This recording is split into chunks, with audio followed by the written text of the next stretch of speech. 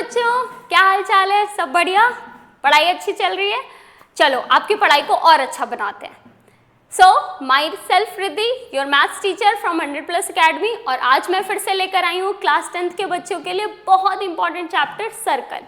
आपके school teacher ने बताया होगा, सबने आपको बोला होगा सर्कल बहुत इंपॉर्टेंट चैप्टर है, और लिटरली सर्कल बहुत इंपॉर्टेंट चैप्टर है। क्यों पता है? इस सर्कल चैप्टर में 9th का भी सारा सर्कल आ रहा है, क्योंकि क्लास 10th में आपके सिर्फ 2 ही थ्योरम है। क्लास 10th में आप सिर्फ सर्कल में 2 ही थ्योरम पढ़ोगे, बट आपको 9th का कॉन्सेप्ट अच्छे से क्लियर होना चाहिए। तो वो तो क्लियर ही है ना हमारे बच्चों को। 9th अच्छे से पढ़ी थी ना आप लोगों ने? थ्योरम्स वगैरह नहीं पढ़ी? कोई बात नहीं, अब रिद्धि मैम के साथ पढ़ना है, मैं सब कुछ क्लियर कर दूंगी। लेकिन अब देखो, ये वीडियो आपके लिए क्यों हेल्पफुल है पता है? इस वीडियो को देखने के बाद आपको 10 जगह भटकने की जरूरत तो पड़ेगी नहीं। क्यों? क्योंकि रिद्धि मैम आपके लिए 1 टाइम सोल्यूशन लेके आएंगे। एक जगह पे आपको सारी चीज़ों का सोल्यूशन मिल जाएगा। आपको किसी और बुक, बहुत जगह भटकने की ज़रूरत नहीं। किस बुक से करें, स्कूल असाइनमेंट बुक करें, वर्कशीट करें, क्या करें, बस ये वीडियो देखिए और जितने भी क्वेश्चन अब आपके साथ डिस्कस करें, सारे क्वेश्चन को रीअटेम्प्ट करना है आपको, और वीडियो को एंड तक देखना है, नोट डाउन करना है, नोट्स बनाने हैं, ठीक है? चलो, अच्छे से क्लियर हो गई सारी चीज़ें। अब बिना किसी देरी के फटाफट से हम लोग पढ़ाई कर लेते हैं, है ना? अच्छा देखो, सर्कल हम स्टार्ट कर रहे हैं, और सर्कल हमारे लिए ज़रूरी भी बहुत है। क्यों? क्योंकि हमें 1 के बाद 2 सर्कल चाहिए ही चाहिए। इससे कम में तो काम चलना नहीं है हमें भाई। हम अब अगर इतने अच्छे से पढ़ाई कर रहे हैं तो हमें फुल ही लाना है, ठीक है? तो अब देखो बेटा, सर्कल आप ऑलरेडी पढ़ के आ चुके हो 9th में, तो बट लेकिन कोई बात नहीं, हम 10th में पढ़ रहे हैं तो थोड़ा सा बेसिक भी पढ़ लेते हैं एक बार। सर्कल क्या होता है? अगर मैं पूछूं व्हाट इज द सर्कल, तो सर्कल क्या होता है? Collection of all points which are equidistance from a fix point. मतलब बहुत सारे पॉइंट्स है सरफेस में, आपने एक पॉइंट पे ऐसे फिक्स करा अपने पेन को, और मतलब आपने कंपास को, और आपने कलेक्ट करा बहुत सारे पॉइंट्स को, like a collection of all points which are equidistance from a fix point. मतलब एक पॉइंट से सबकी डिस्टेंस फिक्स्ड है। तो अब देखो, ये जो फिगर फॉर्म हुआ, this is what? This is a circle. ये क्या हो जाएगा? ये हमारे पास सर्कल आ गया हमारे पास। चलो इसको हम लोग एक बार देख लेते हैं। सो दिस इज द सर्कल। अब देखो, सर्कल में बेटा जो फिक्स पॉइंट होता है उसको हम क्या बोलते हैं? दिस इज फिक्स पॉइंट क्या होता है हमारा? सेंटर होता है, और एक line which is passing through the centre is called the diameter, and एक लाइन जो ज्वाइन कर रही है हमारे सेंटर से पॉइंट को, सरकमफेरेंस के पॉइंट को, इज कॉल्ड द रेडियल। और ये कॉर्ड हो गई आपकी। कॉर्ड क्या करती है? कॉर्ड आपके सरकमफेरेंस के 2 पॉइंट्स को ज्वाइन करती है, ठीक है?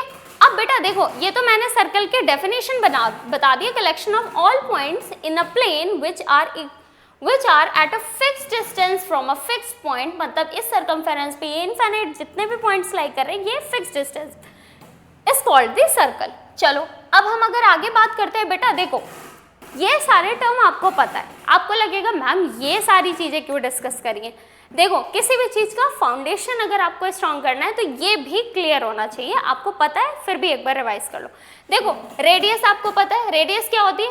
एक line, a line which is joining एक पॉइंट को जो सरकमफेरेंस पे पॉइंट है, और एक फिक्स पॉइंट को ज्वाइन करने वाली एक लाइन होती है।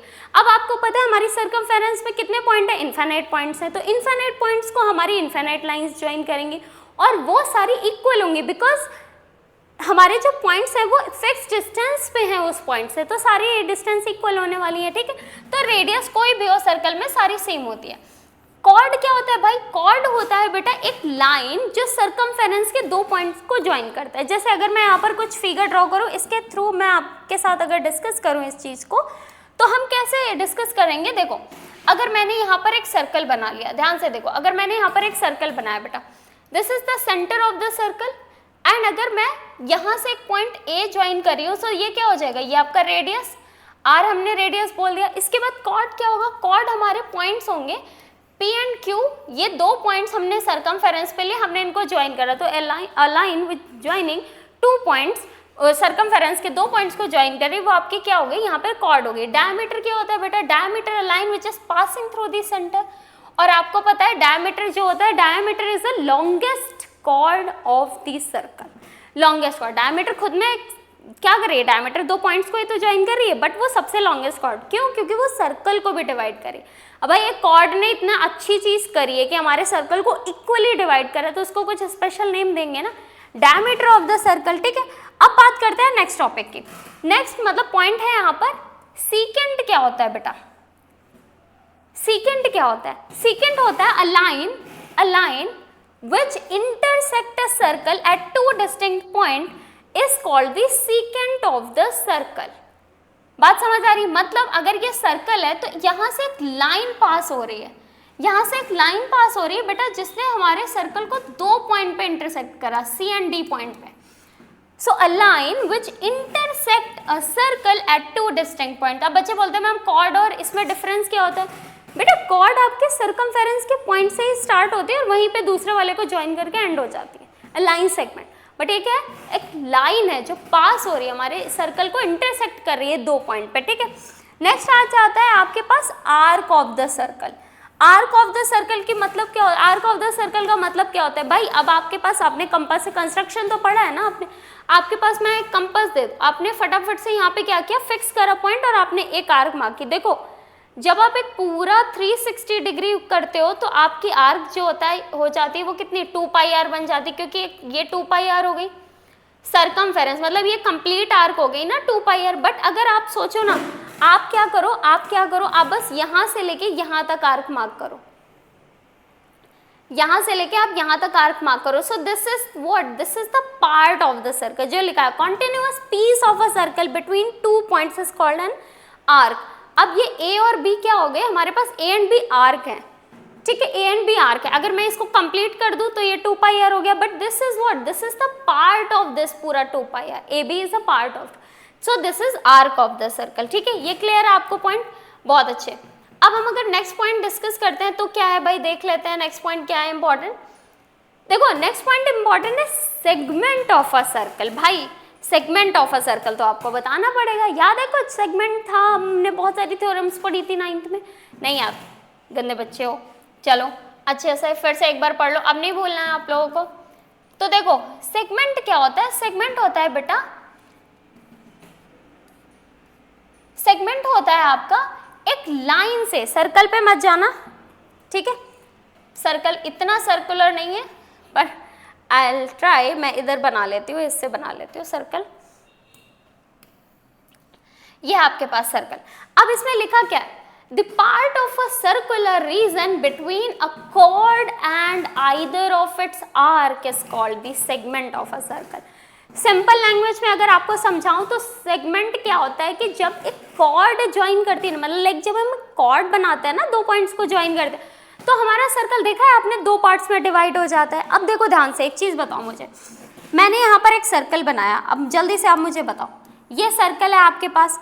अब भाई इस सर्कल में अगर आपने ये पॉइंट फिक्स कर दिया, A and B point fix कर दिया, तो बेटा दिस इज व्हाट, आर्क, और इधर ये वाली भी तो आर्क ही है, इसको कुछ और बोलोगे क्या? नहीं ना, this is also the arc, ये भी आर्क ही है आपकी।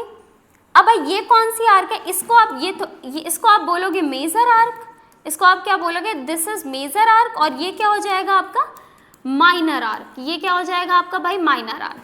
अब इसी तरीके से जब हम बात करते हैं तो बेटा आप यहाँ पर जब कोई लाइन ज्वाइन करते हो, लाइक फॉर एग्जांपल मैं यहाँ पर ए बी लाइन ज्वाइन कर रही हूँ, ये कॉर्ड है हमारी, ए बी कॉर्ड है।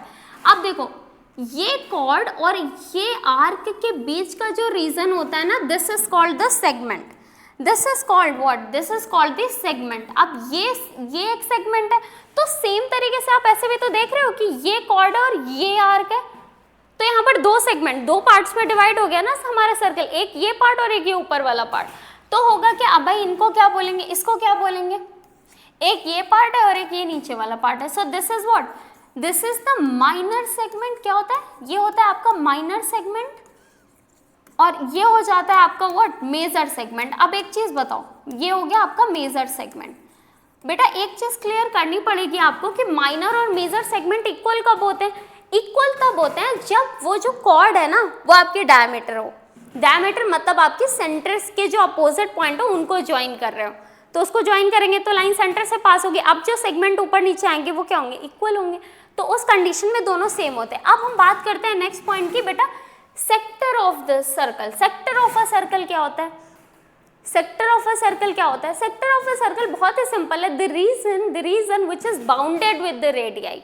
अभी ये क्या था, ये कॉर्ड के थ्रू फॉर्म हो रहा था। सेक्टर क्या हो जाएगा, the region which is bounded with radius. जैसे पिज्जा की पीस देखी है ना आपने, पिज्जा की पीस देखी है आप लोगों ने, ये सर्कल होता है। अब यहाँ पे सेंटर पे मैंने O पॉइंट ले लिया और ये A और B हमारे पास पॉइंट हो गए बेटा, मैंने इसको और इसको ज्वाइन कर दिया, तो देख रहे हो एक ये रीजन हो गया हमारे पास, दिस रीजन, और एक इसकी जस्ट अपोजिट है दूसरा वाला है, एक इसके अपोजिट ये वाला है। तो यहाँ पर क्या हो गया, यहाँ पर दो हमारे पास सेक्टर हो गए। This is what, this is आपका माइनर सेक्टर, ये क्या होगा आपका भाई माइनर सेक्टर होगा, और यहाँ पर ये आपका क्या हो जाएगा मेजर सेक्टर, ये आपका हो जाएगा मेजर सेक्टर। अब फिर यहाँ पर भी मैं आपसे सेम क्वेश्चन पूछूंगी कि भाई माइनर और मेजर सेक्टर इक्वल कब होता है, तो आप बोलोगे मैम जब हम अपोजिट टू द सेंटर वाले पॉइंट को ज्वाइन करते हैं बाय द रेडियस, तो क्या होता है हमारा जो सेक्टर होता है, क्योंकि हमारा सर्कल, क्योंकि अभी बाय अपोजिट ज्वाइन करोगे तो स्ट्रेट लाइन ही बन जाएगी ना, वो एक डायमीटर की तरह, तो हमारा सर्कल फिर इक्वली डिवाइड हो जाएगा। तो area of minor major segment, area of sector minor और मेजर सेक्टर सब चारों इक्वल हो जाते हैं आपस में, ठीक है, क्लियर है। अब देखो यहाँ पर कॉन्ग्रुएंट सर्कल, कॉन्ग्रुएंट सर्कल का मतलब क्या होता है बेटा, कॉन्ग्रुएंट सर्कल का मतलब होता है circle which have same radius, circles which have same radius, same radius, same radius. अब भाई जिसमें सेम रेडियस होगी, या आप बोल सकते हो सेम रेडियस, वो आपके सर्कल क्या होता है कॉन्ग्रुएंट सर्कल। जैसे मैं 3 सेंटीमीटर का सर्कल इधर बना दूं, 3 सेंटीमीटर का सर्कल इधर बना दूं, दोनों कॉन्ग्रुएंट है क्योंकि दोनों का जो सर्कमफेरेंस आएगा वो भी सेम आएगा, दोनों की रेडियस सेम है, सारी चीजें इक्वल है।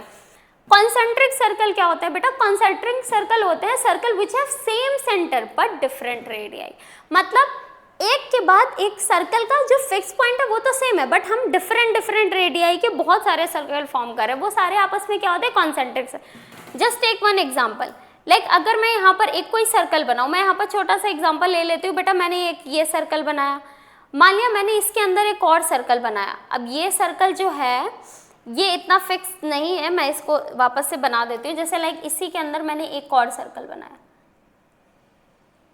ये फिक्स पॉइंट, फिर इसी के अंदर एक और सर्कल मैंने बना दिया, फिर इसी के अंदर एक और सर्कल मैंने ऐसे ड्रॉ करा। तो ये सारे सर्कल आपके क्या होंगे, लाइक एक वन सर्कल, फिर दूसरा सर्कल, फिर और सर्कल, फिर जितने सर्कल हो बट उनका फिक्स पॉइंट एक ही हो। तो ये सर्कल आपस में क्या concentric circle, circles which have same centre but different radii, ठीक है। अब नेक्स्ट पॉइंट पे हम डिस्कस करते हैं बेटा, यहाँ पर हम क्लास 9th के कुछ बहुत इंपॉर्टेंट थ्योरम डिस्कस करने जा रहे हैं जिसको आपको बिल्कुल भूलना नहीं है, क्योंकि ये अगर आपसे मिस हुए तो आप में भी हो सकता है कुछ क्वेश्चंस में बहुत स्ट्रगल कर वो। देखो ये जल्दी से हम रिवाइज कर लेते हैं क्योंकि आप, मुझे पता है कि आपको सारी चीज़ें याद होंगी, तो फटाफट से ये देख लेते हैं कि था क्या बस इनमें। आप देखो यहाँ पर सबसे फर्स्ट जो थ्योरम है आपकी क्लास 9th की बेटा, equal chords of a circle subtend equal angle at the centre. बता सकते हो क्या मतलब है इसका, कौन बताएगा मुझे, याद है आप लोगों को? इक्वल कॉर्ड्स कितना तो सिंपल है, आप equal chords of a circle subtend equal angle at the centre, मतलब जब अगर कॉर्ड की लेंथ इक्वल होती है तो वो एंगल भी सेम सबटेंड करती हैं, कुछ इस तरीके से आपको पता होना चाहिए। अगर ये कॉर्ड इक्वल है, इक्वल कॉर्ड है, तो वो सेंटर पे जो एंगल है, ये सेंटर है हमारा O, तो ये इक्वल एंगल सबटेंड करती हैं, एंगल 1 और एंगल 2 आपस में क्या होंगे, इक्वल होंगे। सेकेंड थ्योरम क्या है, सेकेंड थ्योरम है आपकी बेटा the perpendicular from the centre of a circle to a chord bisect the chord, मतलब अगर आप सेंटर से कोई परपेंडिकुलर ड्रॉ कर रहे हो वो आपकी कॉर्ड को बाइसेक्ट करेगा, और इसका कन्वर्स भी ट्रू होता है। अगर सेंटर से कोई बाइसेक्टर आ रहा है, साइड बाइसेक्टर, वो परपेंडिकुलर भी होगा, ठीक है। तो कहने का मतलब है, इस थ्योरम का मतलब है कि अगर एक सर्कल है, आप सेंटर से कोई लाइन ड्रॉ कर रहे हो, मतलब लाइक आप कॉर्ड पे कोई परपेंडिकुलर ड्रॉ कर रहे हो, तो क्या होगा, ये अगर परपेंडिकुलर है तो ये हमारी इसको बाइसेक्ट भी करेगा, बाइसेक्ट द कॉर्ड। समझ आ रही बात? अब थर्ड वाली क्या है, equal chords of a circle, if equal chords of a circle are equidistance from the centre. ये तो बेसिक सी चीज है बेटा, ऑब्वियस सी बात है, अगर कॉर्ड की लेंथ सेम है तो वो सेंटर से सेम डिस्टेंस पे होंगी। अब ऐसा तो नहीं है ना कि ये सर्कल है, एक यहाँ पे बना दूं और एक यहाँ पे बना दूं, और ये देख रहे हो ना, ये अनइक्वल लेंथ की है, और मैं बोलूँ ये सेम डिस्टेंस पे होंगी, नहीं। उस वाले कॉर्ड को भी आप जितना इसके पास, जितना ये वाली डिस्टेंस पे उतना इधर, या आप ऐसे बोल सकते हो अगर आपने इक्वल कॉर्ड ड्रॉ करी तो वो इक्वल डिस्टेंस पे ही होंगी सेंटर के। बात समझ आ रही है आपको? बहुत अच्छे। अब इसके बाद हम थर्ड वाली, ये थर्ड हो गए हमारी, अब हम फोर्थ वाली थ्योरम पे फोकस करते हैं। फोर्थ थ्योरम क्या है? Angle in the same segment of a circle are equal. Angle in the same segment of a circle are equal, मतलब सेम सेगमेंट आपको पता है, अभी हमने माइनर मेजर सेगमेंट की बात करी थी, तो मतलब जितने भी एंगल आपके माइनर मेजर सेगमेंट में बन रहे हैं वो आपस में इक्वल होते हैं, जितने एंगल्स आपके माइनर सेगमेंट में बन रहे हैं वो सारे आपके इक्वल होंगे। अभी मैं फिगर के थ्रू आपको बता दूंगी। इसके बाद आती है, ये हमारी फोर्थ थ्योरम हो गई, ये हमारी फोर्थ थ्योरम हो गई। फिफ्थ है आपकी angle in the semi circle is a right angle. बहुत इंपॉर्टेंट थ्योरम है कि मतलब अगर डायमीटर से कोई एंगल फॉर्म हो रहा है सेमी सर्कल पे वो 90 डिग्री होता है, ठीक है।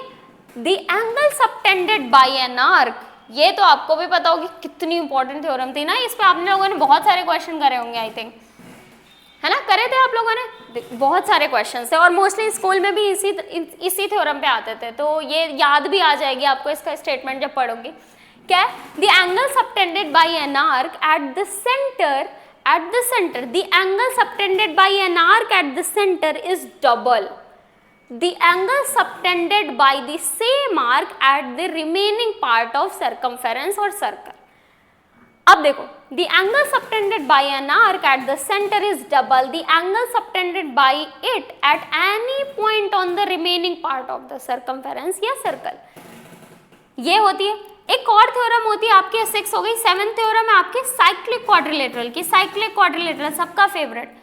Cyclic quadrilateral state that a quadrilateral that is circumscribed in a circle, एक क्वाड्रिलेटरल जो सर्कमस्क्राइब का मतलब होता है अंदर लाई कर रहा है और जिसके चारों वर्टिसेस आपके सर्कमफेरेंस को टच कर रहे हैं, वो वाला सर्कल जो होता है बेटा वो कौन सा होता है? Cyclic quadrilateral. और साइक्लिक क्वाड्रिलेटरल की दो प्रॉपर्टी भी हमने पढ़ी थी, याद है? चलो अब एक बार जल्दी से इनको हम फिगर में देख लें। चलो एक बार ये डिस्कस कर लेते हैं आगे बढ़ने से पहले। देखो हमने सबसे पहले क्या पढ़ा बेटा? नंबर 1 थ्योरम थी equal cord subtend equal angle at the centre. Subtend equal angle at the centre. भाई अगर ये कॉर्ड इक्वल दे रखी है तो एंगल 1 एंगल 2 इक्वल होगा, और अगर इक्वल एंगल दे रखे तो कॉर्ड इक्वल होगा। हर चीज का कन्वर्स भी ट्रू है, याद रखना। सेकेंड हमने पढ़ा कि भाई आप अगर सेंटर से कोई परपेंडिकुलर ड्रॉ करते हो ना कॉर्ड, तो ये बाइसेक्ट करता है कॉर्ड को, ठीक है। हमने पढ़ा ये बाइसेक्ट करता है कॉर्ड को। इसके बाद अगर मैं थर्ड थ्योरम की बात करूँ तो थर्ड थ्योरम हमने क्या पढ़ा था? थर्ड थ्योरम हमने पढ़ा था कि जो कॉर्ड्स होती है ना, इक्वल लेंथ की जो कॉर्ड्स होती है वो सेंटर से इक्वल डिस्टेंस पे होती है। अगर मैं आपको बोलूँ if I am writing A B and C D, और मैं अगर ये लिख रही हूँ ओ और इसे मैं एम और एन पॉइंट बोल दूँ, if A B is equals to C D, then आप लिख सकते हो कि O M is also equals to O N. या फिर इसका कन्वर्स भी ट्रू होगा, अगर दो कॉर्ड्स इक्वल डिस्टेंस पे हैं तो वो आपस में लेंथ में भी इक्वल होंगी, ठीक है। चलो इसके बाद हमने फोर्थ पढ़ा था बेटा। फोर्थ था angle in a semi circle is right angle. क्या मतलब होता है angle in a semi circle? देखो सेमी सर्कल कैसे फॉर्म होता है? जब एक लाइन सेंटर से पास होती है यानी डायमीटर से, और अगर वो किसी भी सेमी, क्योंकि डायमीटर से जब एक लाइन गई तो सेमी सर्कल में डिवाइड हो गया। अब यहाँ पर 90 एंगल फॉर्म होता है, याद रखना ये 90 होता है, चाहे वो उधर बन रहा हो या फिर इधर बन रहा हो, 90 डिग्री होता है। ये चीज़ आप यूज़ कर सकते हो क्वेश्चंस को सॉल्व करने में अगर आपको ऐसा क्वेश्चन आ जाता है तो। इसके बाद हमने भाई फिफ्थ थ्योरम पढ़ी। फिफ्थ हमने पढ़ा angle in a same segments are equal. देखो यहाँ पर दो सेगमेंट दिख रहे हैं, अगर मैंने एक कॉर्ड बनाई तो एक ये सेगमेंट है और एक ऊपर वाला सेगमेंट है, तो कहने का मतलब है जब आप ये वाला पूरा सेगमेंट ले रहे हो तो यहाँ पर जितने एंगल्स बन रहे हैं वो आपस में मेजर में इक्वल होंगे, और अगर आप ये सेगमेंट ले रहे हो तो माइनर में जितने एंगल्स बन रहे हैं वो आपस में इक्वल होंगे। ऐसा नहीं होगा कि ये एंगल और इधर वाला एंगल इक्वल हो जाए। फॉर एग्जाम्पल अगर मैं यहाँ पर इन सेगमेंट से ऐसे एंगल बना रही हूँ, सो ये एंगल एक्स और ये एंगल वाई आपस में इक्वल होंगे। Angle X is equals to angle Y हम लिख सकते हैं, ठीक है। इसके बाद हमने सिक्स्थ थ्योरम क्या पढ़ी बेटा? हमने सिक्स्थ थ्योरम जो डिस्कस करी, angle subtended bye an arc at the centre is double, angle subtended bye an arc at the centre is double the angle subtended by the same arc at the remaining part of.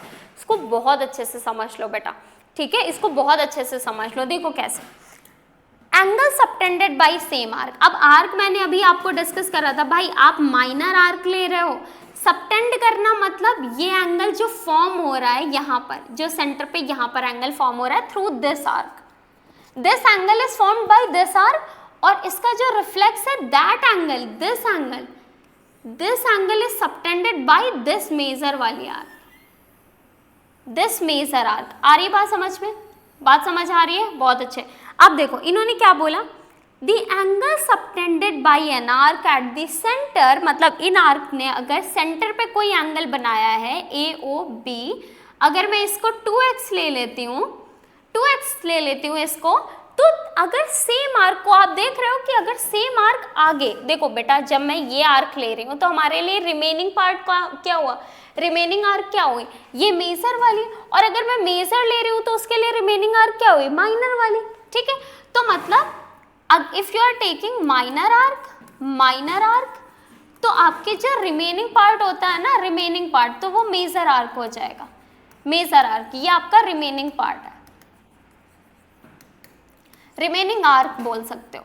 और अगर आप major ले रहे हो, अगर आप major arc से subtend करा रहे हो एंगल, तो आपका जो माइनर आर्क होता है वो आपका रिमेनिंग हो जाएगा।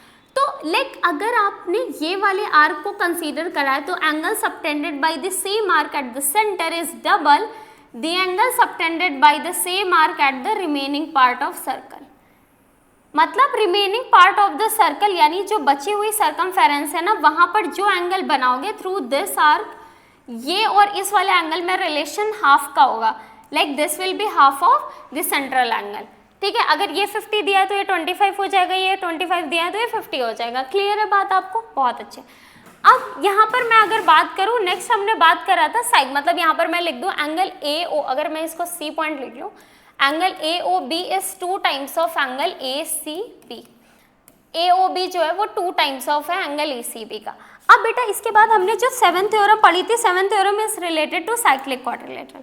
साइक्लिक क्वाड्रिलेटरल में मैंने आपको बताया क्वाड्रिलेटरल जो सर्कमस्क्राइब है एक सर्कल के अंदर, तो क्या होता है, मतलब उसके चारों वर्टेक्स जो है वो सर्कमफेरेंस पे लाई कर रहे हैं। तो अगर मैं बात करूँ यहाँ पर बेटा, अगर मैं यहाँ पर एक साइक्लिक क्वाड्रिलेटरल ड्रॉ करूँ तो वो कुछ इस तरीके से होगा।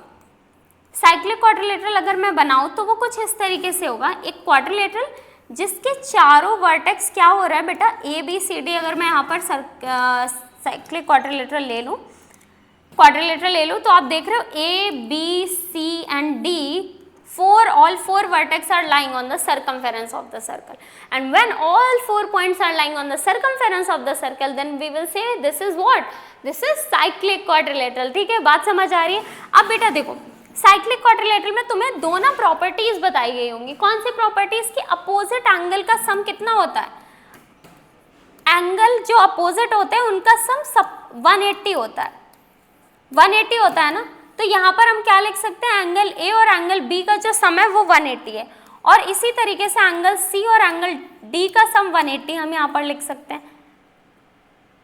अच्छा नहीं, sorry, angle A B opposite थोड़ा ना आ रहा है, एंगल A और C अपोजिट आएगा। फिर से लिखते हैं, एंगल A और एंगल C अपोजिट है, एंगल A और एंगल C अपोजिट है, और एंगल B और एंगल D अपोजिट है, angle B plus angle D opposite है। तो इनका सम हमारा कितना आ रहा है, 180 degree.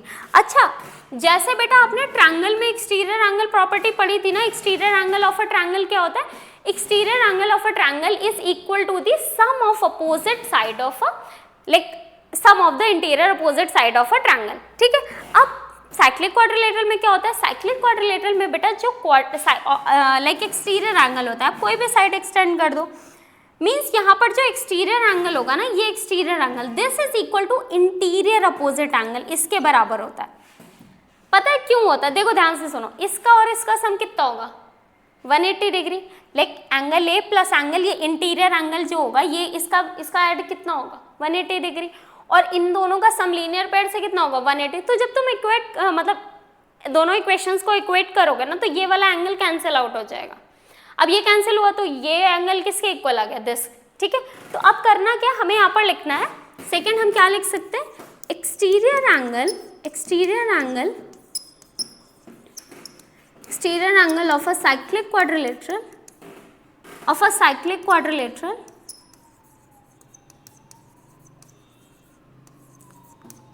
is equal to the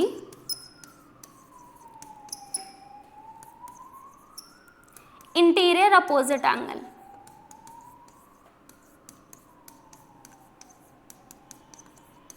interior opposite angle, बात समझ आ रही है?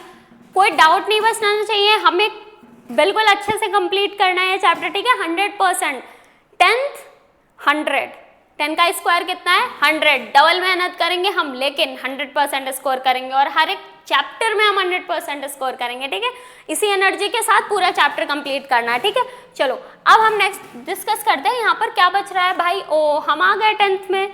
अभी तक 9th पढ़ रहे थे ना, अब 10th ग्रेड का भी तो पढ़ ले, थोड़ा सा हम डिस्कस कर लेते हैं। देखो होता क्या है बेटा, आपके पास यहाँ पर इसमें आप ना टेंजेंट पढ़ोगे। टेंजेंट मैंने बताया नहीं स्टार्टिंग में, अब बताने जा रही हूँ। टेंजेंट क्या होता है? देखो आपने पढ़ा कॉर्ड क्या होता है, आपने पढ़ा रेडियस क्या होता है, आपने पढ़ा सीकेंट क्या होता है, आपने पढ़ा डायमीटर क्या होता है, आपने सारी चीजें पढ़ ली। अब पढ़ते हैं टेंजेंट क्या होता है। बेटा टेंजेंट एक लाइन होती है जो सर्कल के एक पॉइंट से, सर्कल के सर्कमफेरेंस पे कितने पॉइंट है? इनफाइनाइट। तो सर्कल के किसी एक पॉइंट से एक लाइन पास हो रही है, दैट इज टेंजेंट। क्या है? A line which just passes through the only one point of the circumference of the circle is called the tangent. This is the tangent of the circle.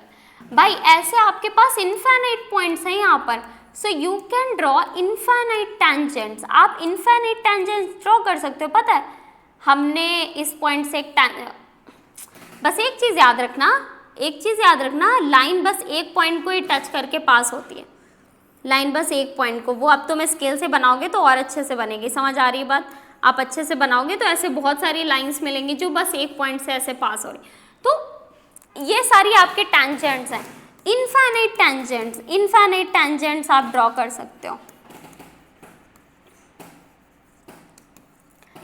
ठीक है, बात समझ आ रही? क्या होता है टेंजेंट? टेंजेंट एक लाइन होती है जो सर्कमफेरेंस के एक पॉइंट से पास होती है, ठीक है? अब इसके बारे में थोड़ा सा डिटेल में पढ़ना था। चलो अभी इसको थ्योरम हम बाद में करेंगे, पहले मैं आपको और डिटेल में लेके जाती हूँ।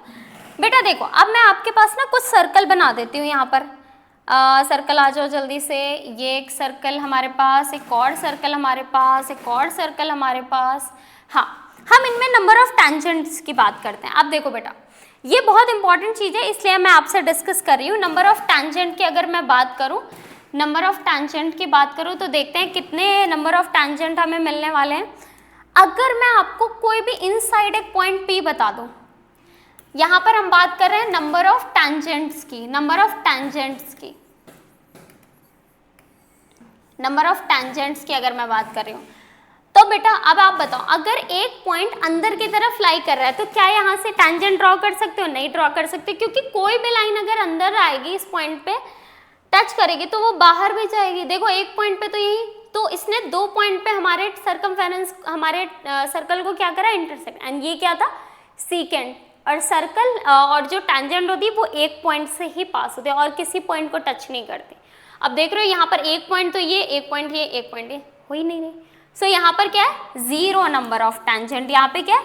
Zero number of tangent, no tangent.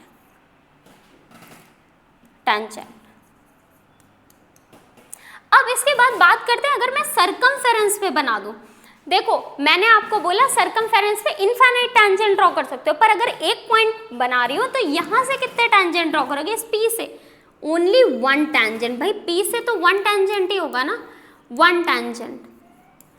अच्छा एक चीज आपको नहीं बताई, एक बार मैं बता दूं बेटा, जहां पे टेंजेंट पास होती है ना, लाइक अगर ये पॉइंट है, ये पॉइंट अगर मैं P ले रही हूँ और यहाँ से एक टेंजेंट अगर मैं पास करा रही हूँ, तो ये जो P होगा ना, इसको बोलते हैं पॉइंट ऑफ कॉन्टैक्ट। क्या बोलते हैं? Point of contact. This is point of contact and this is tangent, this is tangent. अब बात करते हैं यहाँ पर, देखो यहाँ पर जीरो नंबर ऑफ टेंजेंट, यहाँ पर वन टेंजेंट। अब अगर मैं बात करूँ इस वाले सर्कल की, और अगर मैं यहाँ पर एक्सटीरियर पॉइंट कोई P बना दूँ, तो एक्सटीरियर पॉइंट से कितने टेंजेंट ड्रॉ करोगे? बेटा एक्सटीरियर पॉइंट से आप दो टेंजेंट बना सकते हो, एक ये टेंजेंट और एक ये। अरे सही बन जाओ भाई, ओहो एक सेकेंड, आई विल ट्राई कि सही जाए। चलो अब इसको ले लो, ठीक है? अब इसको हम कंसीडर कर लेते हैं। R और S पॉइंट हो गया, ठीक है? तो हमने क्या करा, देखो यहाँ पर कितनी टैंजेंट फॉर्म हो रही, 2 टैंजेंट्स। बात क्लियर है, यहाँ तक पे कोई डाउट नहीं होना चाहिए आप लोगों को, ठीक है। कितनी, 0 number of tangent, 1 number of tangent और 2 नंबर ऑफ टैंजेंट। अब बात करते हैं क्या, अरे फिर से खुल गया ये, नहीं अभी और। तो हमने एक सर्कल को लेकर तो डिस्कस कर लिया कि भाई एक सर्कल है, अगर इनसाइड है 0, सर्कमफेरेंस पे है तो एक टैंजेंट, और अगर बाहर की तरफ है, एक्सटीरियर पॉइंट पे है तो कितनी, 2 नंबर। अच्छा क्वेश्चन आता है कितनी पैरेलल टैंजेंट ड्रॉ कर सकते हो, तो बेटा अगर एक लाइन, एक टैंजेंट ड्रॉ करी, उसके पैरेलल तुम बस एक, मतलब 1 पेयर ऑफ पैरेलल टैंजेंट सिर्फ आप ड्रॉ कर सकते हो, या आप ऐसे बोलो कि आप 2 पैरेलल टैंजेंट ड्रॉ कर सकते हो। अगर मैं पैरेलल टैंजेंट की बात कर रही हूँ ना, तो कितने पैरेलल टैंजेंट ड्रॉ करोगे, तो एक टाइम पे आप केवल आपके क्या होंगे, लाइक अगर बेटा ध्यान से देखो, अगर मैं पैरेलल टैंजेंट ड्रॉ करनी है मुझे, तो मैं क्या करूँगी, मैं एक लाइन यहाँ से पास कराऊंगी इधर से। अब ये जैसे मान लिया एक टैंजेंट है, अब ये जा रही है यहाँ पे, तो इसके पैरेलल कितनी टैंजेंट ड्रॉ कर सकते हो।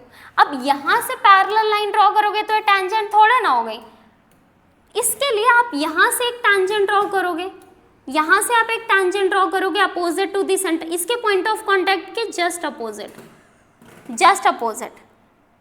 तो लाइक इसका ये पॉइंट ऑफ कॉन्टैक्ट है P, और इसका ये पॉइंट हम क्यों कंसिडर कर लेते हैं, यहाँ पर ये सेंटर बना देते हैं O। तो this is parallel to this, तो कितनी पैरेलल टैंजेंट, 2 पैरेलल टैंजेंट क्या हो जाएंगे, 2 पैरेलल टैंजेंट,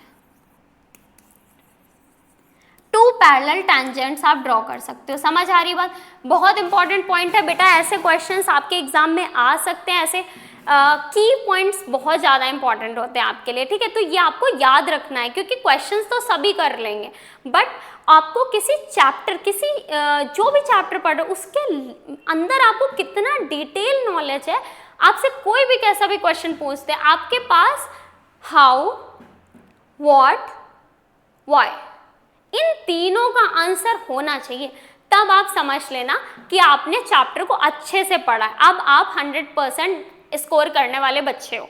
अगर आपको सिर्फ थ्योरम्स का यूज करके क्वेश्चन सॉल्व करना आता है, तो वो अच्छे बच्चे की पढ़ाई तो नहीं होती। क्यों? क्योंकि आपके अंदर क्वेश्चंस भी तो आने चाहिए, क्वेश्चंस आएंगे, डाउट्स आएंगे, ऐसा क्यों हो रहा है, क्यों हम ऐसा ही बोल रहे हैं, ठीक है। तो वो सारी चीजें आपके मन में आनी चाहिए, और जब उनका आंसर आपके पास है, स्ट्रांग हो गया चैप्टर आपका। इसको बोलते हैं फाउंडेशन स्ट्रांग करना। अब इसके बाद एक और चीज मैं आपके साथ डिस्कस करने जा रही हूँ, कॉमन टेंजेंट्स की। बेटा कॉमन टेंजेंट किसमें, मान लिया आपके पास 2 सर्कल्स दे रखे हैं, अब इनके बीच में अगर आपको कॉमन टेंजेंट्स फाइंड आउट करनी है, तो फिर क्या करोगे, तो ध्यान से देखो कॉमन टेंजेंट में। अब मैंने यहाँ पे ना सर्कल बना लेना है। सर्कल कैसे बनाऊंगी मैं, यहाँ पर एक तो सर्कल मैंने बनाया भाई, यहाँ पर एक ऐसे सर्कल है जिसमें एक और सर्कल लाई कर रहा है, यहाँ पर इनसाइड पॉइंट पे, एक पॉइंट पे टच कर रहा है भाई, ऐसे करके एक पॉइंट पे। फिर एक सर्कल मैंने बनाया जिसमें एक्सटीरियर पॉइंट पे ऐसे टच कर रहा है भाई, टच हो जाओ, नहीं इसको ये टच करना है, इसको ये टच कर रहा है।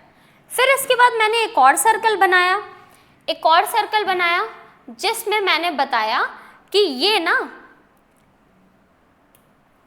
ये टच ही नहीं कर रहा है, लेकिन ये 2 सर्कल इधर बना देती हूँ, यहाँ पर नीचे, यहाँ पर देखो ये एक सर्कल है और एक और सर्कल है, ये दोनों थोड़ी सी दूरी पे हैं, लेकिन ये टच नहीं कर रहे हैं आपस में एक दूसरे को, ऐसे। और अगर मैं अब बोलूँ आपको कि आपको एक और सर्कल बनाना है, एक और 2 मतलब सर्कल बनाने हैं और 2 कॉन्ग्रुएंट सर्कल बनाने हैं, तो एक ये सर्कल हो गया मेरे पास, एक ये सर्कल हो गया मेरे पास। मैं इसका कॉपी, हाँ चलो। अब अगर मैं इसी का एक और सर्कल ऐसे बना दूं, ये कॉन्ग्रुएंट सर्कल लग रहा है, इन केसेस में आपके कितने टेंजेंट ड्रॉ होंगे, आप जल्दी से बताओ मुझे। तो अब एक चीज देखो बेटा, कॉमन टेंजेंट मतलब क्या होता है कि दोनों सर्कल्स का एक लाइन हो जो दोनों के पॉइंट ऑफ कॉन्टैक्ट से कॉमन पॉइंट से।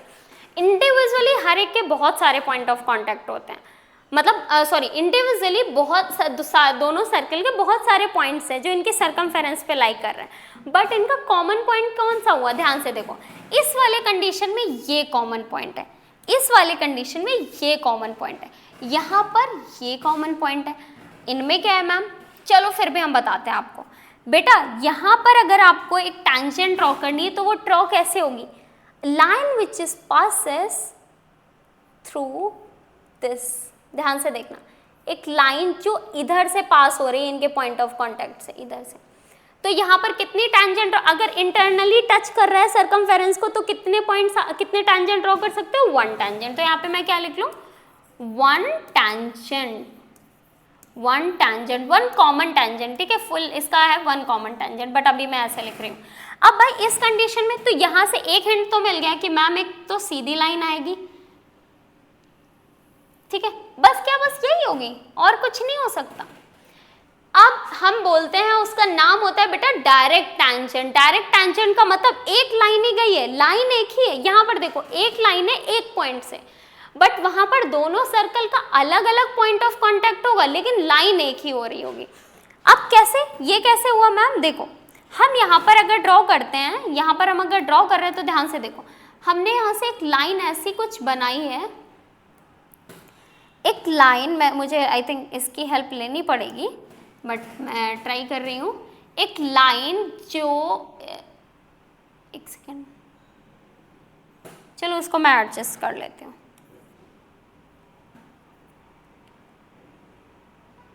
हाँ समझ आ रही बात? ये बोलते हैं, इसको क्या बोलते हैं? इसको बोलते हैं हम डायरेक्ट टैंजेंट। इसको क्या बोलते हैं हम? Direct tangent. तो यहाँ पर कितने नंबर ऑफ टैंजेंट आप ड्रॉ कर रहे हो? यहाँ पर आप 3 नंबर ऑफ टैंजेंट ड्रॉ कर रहे हो। यहाँ पर भी आप देख रहे हो how many number of tangent? 3 number of tangent. क्यों? क्योंकि एक ये टैंजेंट, एक ये टैंजेंट जहाँ पर ये पॉइंट ऑफ कॉन्टैक्ट इसका, ये इसका, ये इसका, ये इसका, इसका नाम होता है, देखो ये कॉमन टैंजेंट है, इसको भी कॉमन टैंजेंट बस बोलते हैं, बट इसको कभी कभी आप डायरेक्ट टैंजेंट का अगर कहीं पे आपको ने नाम सुना तो आपको क्लियर हो जाएगा कि डायरेक्ट टैंजेंट का मतलब क्या है। डायरेक्टली जो ऐसे टैंजेंट बन रही है दोनों के लिए। तो there are how many tangents? 3 tangents.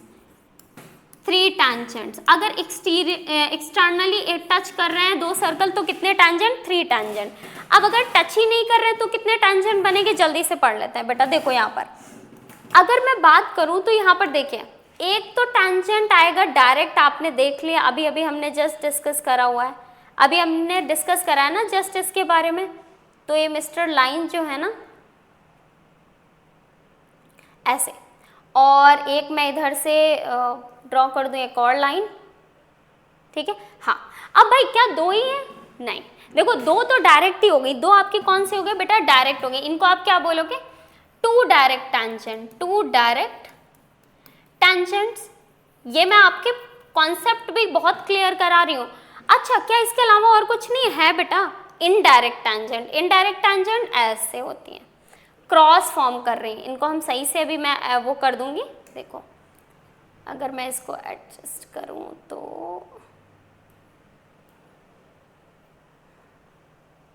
भाई टच कर जाओ।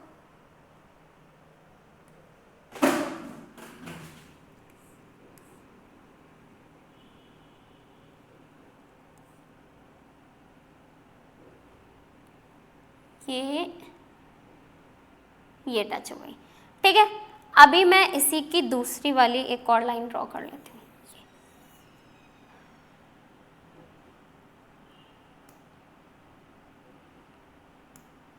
हाँ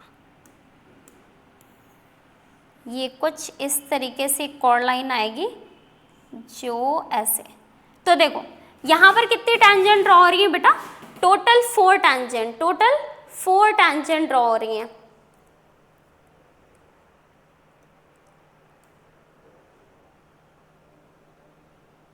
इसको बनाने में थोड़ा सा ज़्यादा टाइम लगता है। मैं यहाँ पर इस तरीके से एक लाइन, तुम लोग समझ गए होगे कि मैं क्या कहना चाह रही हूँ, ठीक है। बाकी आपके पास रूलर और वो है। सो यहाँ पर कितने टैंजेंट है? 1 2 3 4। और ये वाली कौन से टैंजेंट है? इनको बोलेंगे इनडायरेक्ट टैंजेंट। क्या हो जाएंगे? Indirect tangent. बात समझ आ रही है? टैंजेंट। तो टोटल 4 टैंजेंट्स आप ड्रॉ कर सकते हो। एक इस वाले लाइन का ये पॉइंट ऑफ कांटेक्ट, एक ये पॉइंट ऑफ कांटेक्ट, ये पॉइंट ऑफ कांटेक्ट और ये पॉइंट ऑफ कांटेक्ट, तो ये पॉइंट ऑफ कांटेक्ट है। बात समझ आ रही है? अब इसी तरीके से बेटा इस वाले की बात करते हैं तो यहाँ पर भी सेम हो जाएगा। अच्छा, कॉन्ग्रुएंट में ये जो, अगर कॉन्ग्रुएंट का मतलब होता है इन दोनों के रेडियस सेम है, तो जो इनके डायरेक्ट टैंजेंट होते हैं ना बेटा, ये पैरेलल होते हैं। डायरेक्ट टैंजेंट क्या होते हैं? डायरेक्ट टैंजेंट जो होते हैं वो पैरेलल टू ईच अदर होते हैं, मतलब ये दोनों आपस में पैरेलल होंगे, पैरेलल। और कैसे होगा? और एक ऐसे कुछ इस तरीके से लाइन आएगी जो ऐसे पास होगी, और एक लाइन कुछ इस तरीके से आएगी भाई, कुछ इस तरीके से जो ऐसे एक पॉइंट, अरे गजब है,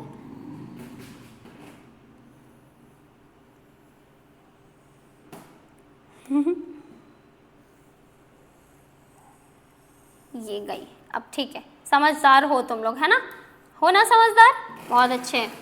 हाँ, ऐसे नहीं कर, अब ड्रॉ कर लेना, ठीक है? मैंने आपको बता दिया, इधर भी 4 टैंजेंट, इधर भी 4 टैंजेंट्स।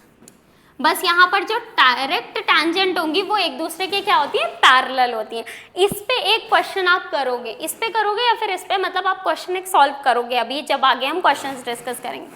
अच्छा, इसका अब लास्ट टॉपिक पढ़ लेते हैं बेटा। मैंने आपको अभी स्टार्टिंग में बताया था कि हम 10th ग्रेड में क्या पढ़ेंगे बेटा? 10th ग्रेड में हम 2 थ्योरम ही पढ़ने वाले, theorem number 1, theorem number 2। Theorem number 1 का कॉन्सेप्ट ही आप पढ़ लो, स्टेटमेंट ही पढ़ लो, मोर देन सफिशिएंट है बस। उसका प्रूविंग कभी नहीं पूछते हैं, बहुत ही रेयर टू रेयर, अब तो बिल्कुल भी नहीं पूछेंगे। बट लेकिन हाँ, अगर समझना है तो मैं जल्दी से आपको कॉन्सेप्ट एक्सप्लेन कर दूंगी, बाकी एनसीईआरटी में जैसा लिखा हुआ है ना वो आप देख लेना। होता क्या, देखो थ्योरम नंबर 1 क्या बोलती है?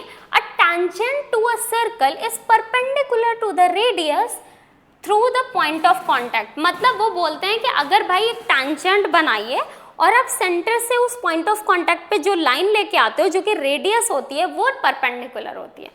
क्यों होती है? जल्दी से देख लो बेटा। होता क्या है, आपको उन्होंने बोला कि ये जो आपके पास एक सर्कल है ना, ये जो आपके पास एक सर्कल बना हुआ है ना, यहाँ पर ये जो आपने एक सर्कल बनाया ना, इस पे जो एक लाइन आती है ना, ये जो पॉइंट ऑफ कांटेक्ट पे, अगर ये P पॉइंट ऑफ कांटेक्ट है, दिख रहा है आप लोगों को, ये O पॉइंट है और ये P पॉइंट ऑफ कांटेक्ट पे ये 90 होती है। ये इसका कहने का मतलब ये है, जब भी आप रेडियस से पॉइंट ऑफ कांटेक्ट को ज्वाइन करोगे, that will B perpendicular on this, ठीक है? That will be what? That will B perpendicular on this.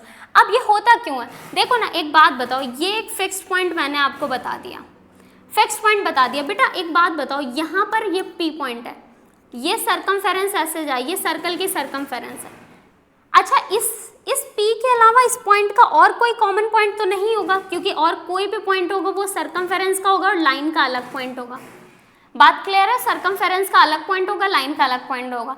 तो अगर मैं लाइन के किसी और पॉइंट को ज्वाइन करूं, QRS, मैं इस सेंटर से इसके किसी और पॉइंट को ज्वाइन करूं, that will be what?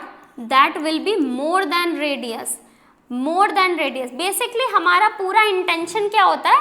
इस OP को सबसे छोटा प्रूफ करना, इस OP को सबसे स्मॉलेस्ट प्रूफ करना। क्यों?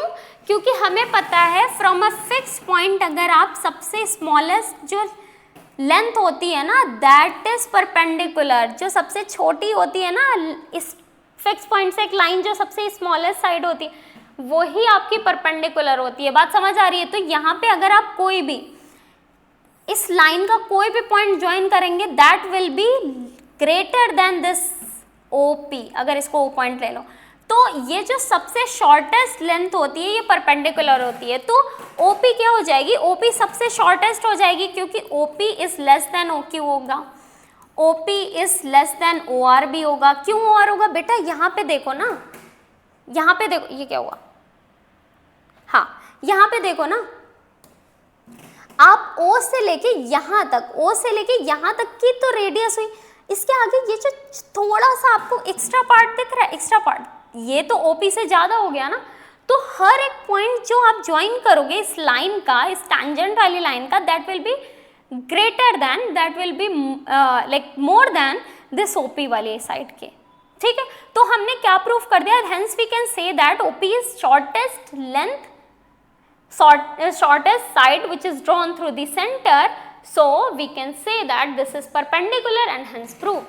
बस, और कुछ नहीं है, और कुछ नहीं। इसके बाद आप एनसीईआरटी का वो एक्सप्लेनेशन पढ़ लेना, अच्छे से आ जाएगा।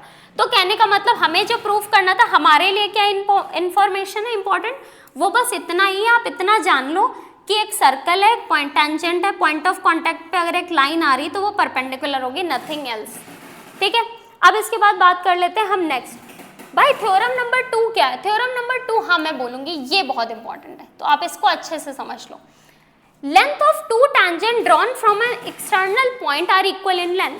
कहने का मतलब है कि अगर आप सर्कल की, मतलब लाइक अगर आप किसी भी एक्सटीरियर पॉइंट से, इसमें हम और भी बहुत सारी चीजें प्रूफ करने वाले हैं। ठीक है, इससे 1-2 क्वेश्चन भी अभी देखना, तुम सॉल्व कर लोगे।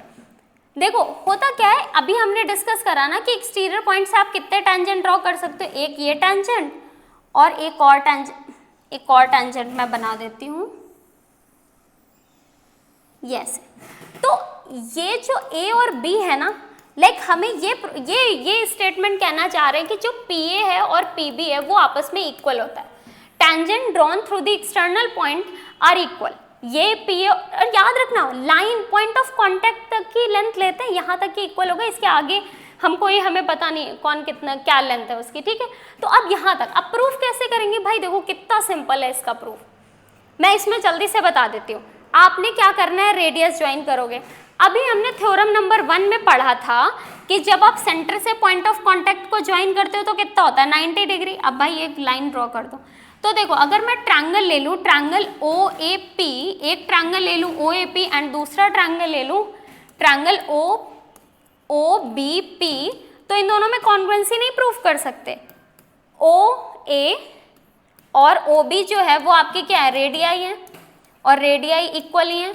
और आपको पता है एंगल A जो है और एंगल B जो है दोनों 90 डिग्री है। और फिर इसके बाद आप यहाँ पर एक कॉमन साइड देख रहे हैं, OP is equals to OP equal, तो क्या हो जाएगा, ये कॉमन है, ये कॉमन है। तो बाई RHS से आप इन दोनों ट्रायंगल को क्या कर सकते हो, आप इन दोनों ट्रायंगल को कॉन्ग्रुएंट, ट्रायंगल OAP जो है वो कॉन्ग्रुएंट हो जाएगा ट्रायंगल OBP के। अब जब ये दोनों ट्रायंगल कॉन्ग्रुएंट हो गए तो CPCT से तुम बोल दो ये दोनों इक्वल है, हो जाएगा। CPCT पता है ना, corresponding part of congruent triangle, equal हो गया। अब एक चीज देखो, एक चीज और जल्दी से बता देते हैं और क्या क्या तुम्हें मिला। भाई देखो CPCT से ये वाला एंगल इसके इक्वल हो जाएगा, मतलब एंगल 1 और एंगल 2 भी इक्वल है, और एंगल 3 और एंगल 4 भी इक्वल है, एंगल 3 और एंगल 4 भी इक्वल है। अब यहां से मैं आपको एक चीज बताऊं, देखो एक लाइन जो हमारे सेंटर वाले एंगल को और एक्सटीरियर एंगल को इक्वली डिवाइड कर रही है, 1 2 इक्वल 3 4 इक्वल, तो हम लिख सकते हैं OP is angle bisector. Angle bisector, ये प्रूफ नहीं करना था आपको, ये प्रूफ नहीं करना था, ये हम एडिशनली कर रहे हैं, क्योंकि ऐसा हो सकता है आपको किसी क्वेश्चन में प्रूफ करने के लिए दे दिया जाए तो आपको सेम वे से ही प्रूफ करना। और एक चीज देखो, एक चीज और हमने यहाँ से नोटिस करी बेटा, देखो आप ध्यान से देखो तो ये क्या बन रहा है, OAOBP एक क्वाड्रिलेटरल है, क्वाड्रिलेटरल है ना, 4 साइड है। अब 4 साइड में मतलब 4 साइड में अगर 2 वर्टिसेस का एंगल जो है वो 90 और 90 है, और आपको पता है क्वाड्रिलेटरल में सारे एंगल्स का सम कितना होता है, बताओ 360 होता है ना। तो बेटा एक चीज बताओ, अगर मैं angle A plus angle O plus angle B plus angle DP लिखूं, इज इक्वल्स टू कितना होगा, इज इक्वल्स टू कितना होगा, 360 आएगा ना। अब यहाँ से देखो, 2 तो हमें A और B 90 पता है, तो एंगल O और एंगल P का सम कितना हो जाएगा, 360 माइनस 180 यानी 180। तो हम यहाँ पर एक और स्टेटमेंट बोल सकते हैं, जो हमें प्रूव करना था तो वो तो कर ही दिया, इसके साथ साथ तुमने क्या बताया कि OP एंगल बाइसेक्टर भी होती है, और इस वाले पूरे एंगल का सम, इस पूरे एंगल का सम 180 भी होता है। दे आर सप्लीमेंट्री, मतलब इन दोनों का सम 180 हो रहा है तो सप्लीमेंट्री हो जाएंगे। ये क्वेश्चन भी आता है आपके एग्जाम में, ठीक है। तो एक बात बताओ जल्दी से, हमें जितना, बस यहाँ तक सफिशिएंट है, ठीक है, ठीक है, इतना बहुत है जितना हमने आज पढ़ा। ये सर्कल के लिए कॉन्सेप्ट वाइज बहुत ज़्यादा है, सब कुछ आपने कवर करा है, कोई भी चीज़ हमने बाकी नहीं रखी है। बेटा इस वीडियो को आपको 1 से 2 बार पढ़ना है, अच्छे से देखना है, समझना है, पॉइंट नोट डाउन करना है, और फिर उसके बाद नेक्स्ट वीडियो में हम क्वेश्चंस करेंगे, most most most important questions, जिसके बाद किसी और चीज़ की ज़रूरत नहीं होगी, ये मेरी गारंटी। ठीक है, तो आप लोगों को अच्छे से ये वीडियो शेयर करना है अपने फ्रेंड्स के साथ जिनको ज़रूरत है, और आपके अभी एग्ज़ाम वगैरह आ रहा है उसकी हेल्प के लिए आपको इसको बहुत देखना, अच्छे से पढ़ना। ठीक है, और आज के लिए इतना ही। See you in the next video. Thank you so much, take care.